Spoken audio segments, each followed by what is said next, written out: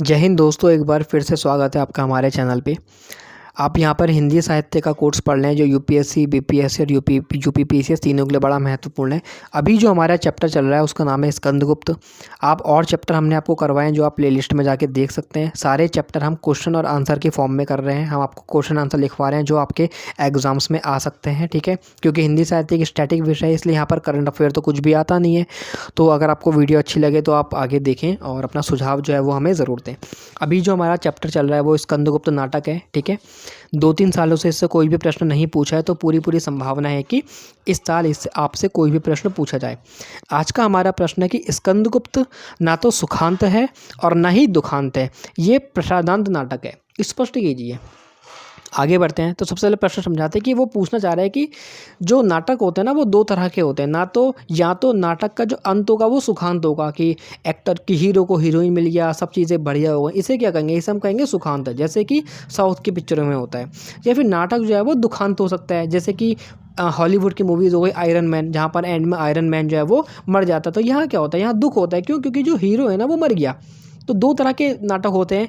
एक होता है प्रसादांत। तो प्रसादांत नाटक क्या होता है ना, आपको वो बताना है। इसका मतलब ये पूछ रहा है कि स्कंदगुप्त ना तो सुखांत है ना ही दुखांत है, स्पष्ट कीजिए। और जो सुखांत नहीं है और दुखांत भी नहीं है ना, उस नाटक को हमने नाम दे दिया प्रसादांत, कि यह प्रसाद की बड़ी उपलब्धि है। आगे बढ़ते हैं।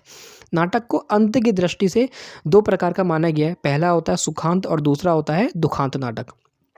जो भारत की नाट्य परंपरा है उसमें फलागम के बिंदु पर नाटक समाप्त होता है। फलागम का मतलब होता है कि जिस उद्देश्य के लिए नाटक रचा गया था वो उद्देश्य हमें प्राप्त हो गया है। उद्देश्य ये था कि जो हीरो है उसको हीरोइन मिल जाए, और अंत में हीरो को हीरोइन मिल जाती है कि जब अमरीश पुरी कहता है कि जा सिमरन जा जी ले अपनी ज़िंदगी, तो राज जो है उसको राज को सिमरन मिल जाती है और नाटक जो है बिल्कुल हंसी खुशी के साथ समाप्त हो जाता है। इसलिए ये नाटक क्या कहलाते हैं, सुखांत नाटक। जो पश्चिम की अरस्तवी परंपरा होती है, जो अरस्तवी मतलब जो अरस्तु है उसने पश्चिमी परंपरा शुरू करी थी। तो जो पश्चिम की अरस्तवी परंपरा होती है वहाँ पर विरेचन मूलक अंत पर ज़्यादा बल दिया जाता है। विरेचन का मतलब यह है कि अंत में जो दर्शक है ना उसको दुख होता है अंत में। या तो चरित्र जो है वो हीरो मर जाता है या फिर हीरोइन मर जाती है, कुछ ना कुछ ऐसी चीज़ें होती है जो नहीं होनी चाहिए थी। तो नाटक का जो दर्शक है ना उसको विरेचन होता है। विरेचन मतलब उसको बड़ा दुख महसूस होता है, और अंत में ऐसा भी होता है कि उसके आंसू आ जाते हैं। जैसे जब आयरन मैन मूवी में, आपने अगर देखी होगी आयरन मैन मूवी, तो वहाँ पर आयरन मैन जो टोनी स्टार्क है वो मर गया था। तो लव यू 3000 करके कुछ था सीन, तो बड़ा ट्रेंड चला था कि आयरन मैन मर गया, आयरन मैन मर गया। तो सारे लोग जो है वो बहुत दुखी हो गए थे। तो ये क्या होता है, ये होता है विरेचन मूलक, जिसके कारण नाटक जो है वो दुखांत कहलाते हैं। तो नाटक दो तरह के होते हैं, मैंने आपको समझा दिया, ठीक है, एग्जाम्पल से समझा दिया। कुछ नाटक ऐसे भी होते हैं जो सुखांत और दुखांत का जो ढांचा होता है ना उसको अस्वीकार करते हैं कि हम इस सुखांत को भी नहीं मानेंगे और हम दुखांत को भी नहीं मानेंगे। हम ऐसा नाटक लिखेंगे जो ना तो सुखांत होगा और ना ही दुखांत होगा। तो ये बड़ा चैलेंजिंग काम है अपने आप में, ऐसा लिखना। आप समय के खिलाफ जा रहे हो, आप रचनाओं के नियमों के खिलाफ नाटकों को लिख रहे हो। इसके लिए बहुत ही ताकत चाहिए होती है, बहुत ही दिमाग चाहिए होता है, बहुत ही क्रिएटिविटी चाहिए होती है। तो ये जो विशेषता है ना, ये मूल रूप से जो स्वच्छंदतावादी परंपरा नाटक है उनमें दिखती है। अधिकांश रूप से जो नाटक होते हैं, जो स्वच्छंदतावादी नाटक होते हैं ना, वो ना तो सुखांत होते हैं और ना ही दुखांत होते हैं, वो एक मिक्सचर होते हैं। क्योंकि वो नियमों को नहीं मानते, वो सहजता के ऊपर बल देते हैं। जो भारतीय नाट्य, जो भारत के नाटक है वहाँ पर कुछ नियम होते हैं, जो पश्चिम के नाटक है वहाँ पर भी कुछ नियम होते हैं। जैसे इन दोनों ही नाटकों में नियम होता है कि आप युद्ध हो गया, आत्महत्या हो गया, देशद्रोही हो गया, ऐसे जो दृश्य है ना आप इनको नाटक में नहीं दिखा सकते। लेकिन जो स्वच्छंदतावादी नाटक होते हैं वो कहते हैं कि हम तो नाटक में सब कुछ दिखाएंगे, जो हमारा मन करेगा ना हम वो सब कुछ दिखाएंगे, हम तुम्हारे नियमों को नहीं मानेंगे। तो इसलिए जो स्वच्छंदतावादी नाटक होता है उनका जो अंत होता है ना तो सुखांत होता है ना ही दुखांत होता है। क्यों? क्योंकि वो किसी भी परंपरा को नहीं मानते, ना तो वो भारतीय परंपरा को मानते ना ही वो पश्चिम की परंपरा को मानते हैं। तो जो प्रसाद का नाटक है, जयशंकर प्रसाद का जो नाटक है स्कंदगुप्त, वो ना तो सुखांत है ना ही दुखांत है, वो प्रसादांत नाटक, उसको हमने एक नाम दिया गया। ऐसा क्यों? क्या जो स्कंदगुप्त है उसका सुखांत नहीं होता? क्या उसका दुखांत नहीं होता? तो क्या उसका प्रसादांत होता है? प्रसाद की अगर हम बात करें तो प्रसाद जो है ना वो भी एक स्वच्छंदतावादी नाटककार हैं जो नियमों को नहीं मानते हैं। इसलिए उन्होंने जो अपना दृष्टिकोण को पारंपरिक ढांचों से ज़्यादा महत्व दिया है कि जो मेरा दृष्टिकोण है ना, जो मेरा दृष्टिकोण मेरे से कहेगा, जो मेरा विज़न मेरे से कहेगा, मैं मेरी रचनाओं को वैसा ही लिखूंगा। ना तो मैं भारतीय नियमों को मानूंगा, ना ही मैं पश्चिम के नियमों को मानूंगा। नियम कौन सा है वो भी हम आपको आगे किसी वीडियो में ज़रूर बताएंगे। तो प्रसाद के जो अधिकांश नाटक होते हैं ना, वो एक विशेष भाव के बिंदु पर समाप्त होते हैं, जिसे सुखांत या दुखांत नहीं कहा जा सकता। तो जो आलोचक हैं, जो कई लोग हैं, वो कहते हैं कि ये एक मिश्रांत नाटक है, क्योंकि इसमें सुखांत भी है, इसमें दुखांत भी है। जबकि कुछ लोग जो हैं वो उसको प्रसादांत कहते हैं, क्योंकि इससे जयशंकर प्रसाद की जो मौलिक दृष्टिकोण है ना, उसकी विशेषता जो है वो अभिव्यक्त होती है कि जयशंकर प्रसाद कितने क्रिएटिव है, कितने महान नाटककार है कि उनका नाटक ना तो सुखांत है ना ही दुखांत है। तो इसलिए लोगों ने उन प्रसाद के जो नाटकों का अंत होता है उसको नाम क्या दे दिया, प्रसादांत। मतलब प्रसाद ने लिखा है, इसलिए इस नाटक का जो अंत है वो क्या होगा, प्रसादांत होगा। तो अब हमें सिद्ध करना है। सबसे पहली बात है, स्कंदगुप्त दुखांत नाटक क्यों नहीं है। सबसे पहली बात करते हैं, आर्यवर्त पर आए सारे संकट टल गए, क्योंकि हूण व अन्य विदेशी आक्रांता पराजित हो जाते हैं। जो रचना है स्कंदगुप्त, यहाँ पर स्कंदगुप्त हूणों से लड़ाई करता है, क्योंकि जो हूण है वो स्कंदगुप्त का जो राज्य है उसको हड़पना चाहते हैं। लड़ाई होती है, अंत में स्कंदगुप्त की जो सेना है वो मिलकर के हूणों को हरा देती है। सारे संकट है वो चले जाते हैं। अब अगर सारे संकट चले गए, विदेशी आक्रांताओं को आपने भगा दिया, तो ये दुखांत तो हो नहीं सकता। जाहिर सी बात है ना, आप युद्ध जीत गए तो ये दुख कैसे हो सकता है। ठीक है, अगला है, बौद्ध और ब्राह्मणों को जो वैचारिक मतभेद थे ना वो भी सुलझ गए, इसलिए तनाव समाप्त हो गया। रचना में बौद्धों के मध्य और ब्राह्मणों के मध्य कुछ कॉन्फ्लिक्ट दिखाया गया, जैसे हिंदू मुस्लिम में तनाव होता है, इसी तरह का कुछ तनाव बौद्धों में और ब्राह्मण जो है ना उनमें दिखाया गया। लेकिन नाटक के अंत तक आते आते ये जो तनाव है वो ख़त्म हो जाता है। जब नाटक का तनाव ख़त्म हो गया, जो आपसे युद्ध लड़ रहा था आपने उसको हरा दिया, आप जीत गए, तो ये दुखांत तो नहीं हो सकता ना, ये तो बहुत अच्छी बात है। और क्या है, स्कंदगुप्त के परिवार के जो भीतरी षड्यंत्र थे, जो कुचक्र थे, वो भी समाप्त हो गए, क्योंकि स्कंदगुप्त के अपने ही परिवार के कुछ लोग थे जो दुश्मन के साथ मिल गए थे। लेकिन अंत तक आते आते उन लोगों को भी समझाया और वो भी समझ गए कि हमारी गलती थी। और अनंत देवी और पुरगुप्त जो है ना उनका हृदय परिवर्तन हो गया, क्योंकि ये जो दो लोग हैं ना, ये स्कंदगुप्त के ही पीछे पड़े थे और उसके ही भाई, माता और उसकी ही भाई थी। तो ठीक हो गया साहब, यहाँ हृदय परिवर्तन करवा दिया प्रकाश ने। तो सारी स्थितियां जो है वो पूर्ण रूप से स्कंदगुप्त के अनुकूल है। दुख सुख तो यहाँ पे है कहीं है ही नहीं ना, सब कुछ तो अच्छी अच्छी चीज़ें हैं। तो ये दुखांत नाटक तो नहीं हो सकता। जब स्कंदगुप्त युद्ध जीत गया, उसके परिवार का जो कलह था वो भी समाप्त हो गया।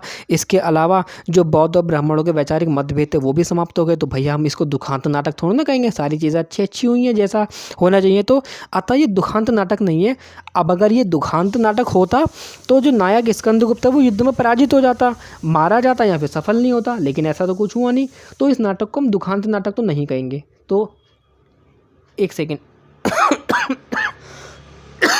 सॉरी। तो इस नाटक को हम दुखांत नाटक तो नहीं कह सकते। ठीक है, तो अब अगर ये दुखांत नाटक नहीं है तो क्या हो सकता है, फिर ये सुखांत नाटक हो सकता है। तो अब हम देखते हैं कि क्या नाटक सुखांत है या नहीं है। देखो, ये नाटक जो है ना सुखांत भी नहीं है, क्योंकि स्कंदगुप्त अंत में सुखी नहीं है, उसको दुखी दिखाया गया है। जब आप नाटक के अंत तक पहुंचोगे तो स्कंदगुप्त जो है ना वो बड़ा दुखी है, क्योंकि जो फल प्राप्ति का निर्धारण है ना वो इस बात से तय होता है कि नायक जो है, जो हीरो है, उसके मन में किस फल प्राप्ति की इच्छा थी। अगर हम देखें, अब अगर जैसे आप हैं, आप एक बच्चे हैं, आपके मन में है कि आपको आईएएस बनना है, लेकिन आप आईएएस नहीं बन पाते हो, आप जो है क्लर्क बन जाते हो, या फिर आप कुछ और बन जाते हो, या फिर आप आईपीएस ऑफिसर बन जाते हो, तो आप खुशी हो गए या दुख हो गए। आपको दुख होगा ना, क्यों, क्योंकि आपके मन में तो कुछ और चीज़ थी ना। भले ही आप आईपीएस बन गए, आपकी नौकरी लग गई, लेकिन मन में क्या था, आईएएस था आपके मन में। तो आप खुश तो नहीं रहोगे ना, आप तो दुखी रहोगे। तो उसी तरह से अगर हम स्कंदगुप्त की बात करें ना, तो साम्राज्य जीतने की जो इच्छा थी वो स्कंदगुप्त के मन में थी ही नहीं। उसकी इच्छा क्या थी कि उसको शांति हो, प्रेम से भरा एक समरसतापूर्ण जीवन जीने की इच्छा थी। देवसेना का साहचर्य उसको मिल जाए, देवसेना उसको मिल जाए, वो शांति से अपने राज्य में रहे, उसको कोई युद्ध नहीं चाहिए था, जिसके लिए देवसेना का सहचार्य काम है। स्कंद दुनिया जीत कर भी देवसेना को नहीं जीत पाया, क्योंकि अंत में जो देवसेना है वो मर जाती है इस नाटक में। तो भाई नाटक या उसको मिल नहीं पाती है, मरती तो नहीं है जहाँ तक मुझे ध्यान है, वो उसको मिल नहीं पाती है। तो नाटक सुखांत कैसे हो गया, ये तो दुख की बात है, क्योंकि स्कंदगुप्त क्या चाहता था, स्कंदगुप्त चाहता था देवसेना को, देवसेना तो उसको मिली नहीं। तो जो नायक है, जो हीरो है, वो तो दुखी है ना। तो फिर आप इसको सुखांत नाटक कैसे कह सकते हो। हम इस नाटक को सुखांत नहीं कह सकते। क्यों, क्योंकि अंत में हमें जो सुख का अनुभव है ना वो नहीं होता।